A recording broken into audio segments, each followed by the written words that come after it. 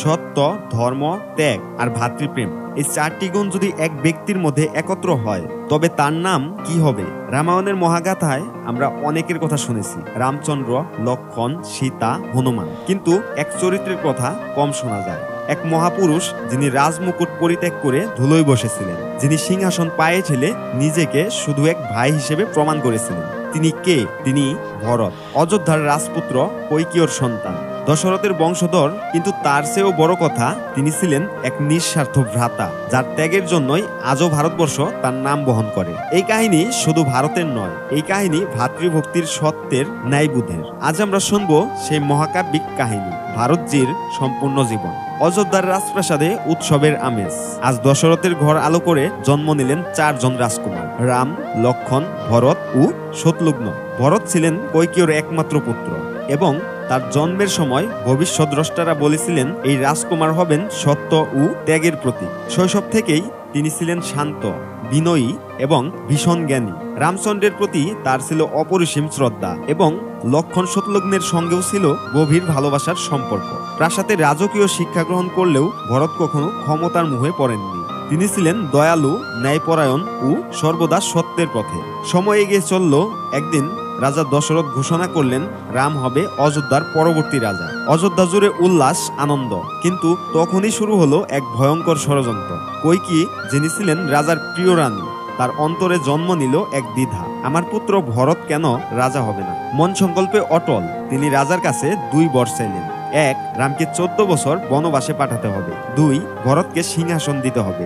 রাজা দশরথ ব্যথায় কাতর হলেন, কিন্তু প্রতিশ্রুতি রক্ষা করতে বাধ্য হলেন। রামচন্দ্র নির্বিকার মনে বনবাসে রওনা হলেন। লক্ষ্মণ ও সীতা সঙ্গে গেলেন। অযোধ্যার আকাশ অন্ধকার হয়ে উঠল, রাজপ্রাসাদে ছড়িয়ে পড়ল নিঃসঙ্গতা। কিন্তু ভরত, তিনি তখন কৈকেয়ী দেশে ছিলেন, এই ষড়যন্ত্রের কিছুই জানতেন না। যখন তিনি ফিরে এলেন তখন তিনি শুনলেন রামচন্দ্র বনবাসে, রাজা দশরথ শোকে মৃত এবং তাকে রাজা করা হয়েছে।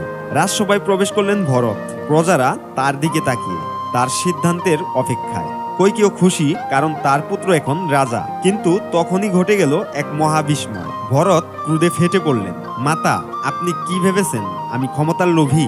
আমি কি রামের থেকে সিংহাসন কেড়ে নেব? কৈকেয়ী নীরব। ভরত সবাইকে বললেন, আমি রাজা হতে চাই না। এই সিংহাসন আমার নয়, এটি রামের। আমি তার প্রতিনিধি মাত্র। তিনি চিরকুটের রামের কাছে রওনা হলেন, একটাই আশায় তার প্রিয় দাদা ফিরে আসুন। রামের কাছে এসে ভরত কেঁদে ফেললেন। তিনি বললেন, দাদা ফিরে আসুন, এই রাজ্য আপনার, আমার নয়। রাম বললেন, ভরত, আমাদের পিতার আদেশই আমাদের ধর্ম, আমি কিভাবে তা লঙ্ঘন করব?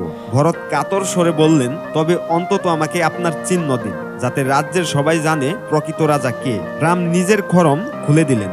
ভরত সেই খড়ম মাথায় নিয়ে ফিরে এলেন অযোধ্যায়। রাজ সিংহাসনের উপর রামের খড়ম স্থাপন করে বললেন, আমি রাজা নই, রামের প্রতিনিধি মাত্র।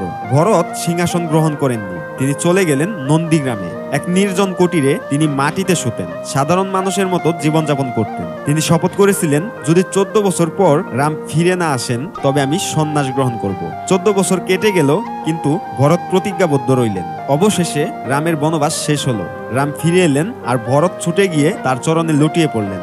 দাদা, আমি আজ মুক্ত হলাম। রাম বললেন, ভরত, তুমি শুধু আমার ভাই নও, তুমি আমার ধর্মের প্রতিচ্ছবি। এরপর ভরত আবারও তার সিংহাসন রামের হাতে তুলে দিলেন, নিজেকে রাজ্যের একজন সাধারণ কর্মী হিসেবে প্রতিষ্ঠা করলেন। তো বন্ধুরা, ভিডিওটি কেমন হয়েছে তা কমেন্ট বক্সে অবশ্যই জানাবেন। ভিডিওটি যদি ভালো লেগে থাকে তাহলে ভিডিওটিতে একটি লাইক করে চ্যানেলটি সাবস্ক্রাইব করতে ভুলবেন না। দেখা হবে পরবর্তী ভিডিওতে। ভালো থাকবেন, সুস্থ থাকবেন। ধন্যবাদ।